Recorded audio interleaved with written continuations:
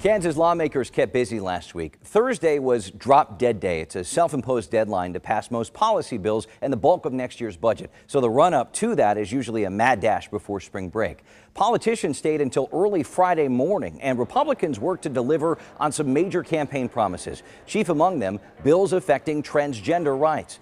Aside from passing a bill banning gender-affirming care for transgender kids, the House and Senate overrode Governor Laura Kelly's veto on a bill barring transgender athletes from playing girls' sports.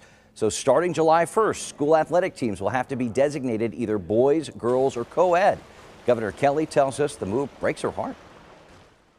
There are so many other things, particularly when we're talking about schools and athletics and whatnot, that we could be focused on that would really make a difference in the lives of Kansas children. And I'm just sorry that they distracted themselves with this really awful bill. This was the third attempt in as many years to pass this ban. Governor Kelly had vetoed it every time. One of the many measures we're watching closely with our roundtable of journalists. Please welcome back Brian Ellison, host contributor with KCUR, and KMBC9 political reporter Michael Mahoney. Let's start with this override. Mahoney, this thing just barely got out of the Senate last week, but it did. So what changed this year? One thing is that there is a bigger Republican majority that gave them some room on this. And then the other thing that triggered this is Kansas and Missouri are among a broad array of states that Republican legislators are advancing this as almost a countrywide agenda. And so it's been very popular throughout the country, and especially here in Kansas and Missouri. And the very interesting thing about this is on the House override, a Democrat from Wyandotte County, Marvin Robinson, cast what amounts to the deciding vote on that. He was the 84th vote, and it's very interesting. A, he's a Democrat, and B, he's from Wyandotte County and a very blue district. So we'll see what happens with that.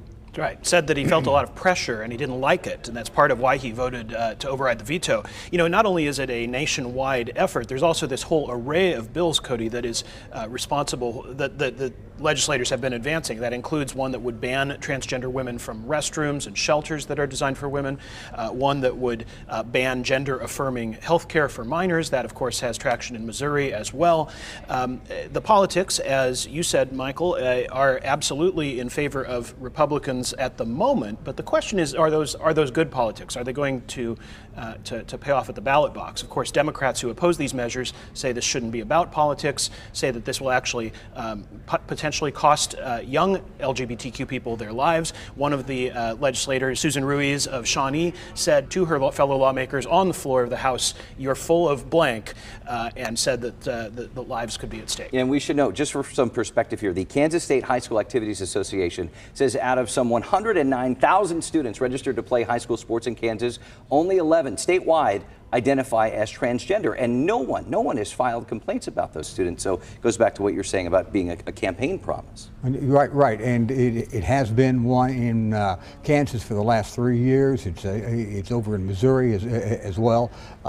So it's something that, as Brian says, is going to end up in at the ballot box as a question. But the issue is the next election for the House and Kansas Senate are almost 2 years away. That's a long time. And to Governor Kelly's point, will this turn out to be such a good political move for Republicans a couple years down the road? Right. Will they be sorry they took this position? Yeah. Right. Let's go to Missouri now. We just had the municipal elections last week. Any surprises in some of these races? Yeah, there were a couple as far as I was concerned. Number one was the 3rd District at-large incumbent, Brandon Ellington, lost his primary to Melissa Patterson Hasley, and he lost it by 10,000 votes. Now, Ellington and Hasley continue into the runoffs in June. However, finding 10,000 votes coming up on the short end of that is going to be very, very difficult, I think, for Brandon Ellington, and he's going to have his work cut out for him. The other thing is the Tenants Association lobby group, political action group, had a pretty good night. They had two candidates, Janae Manley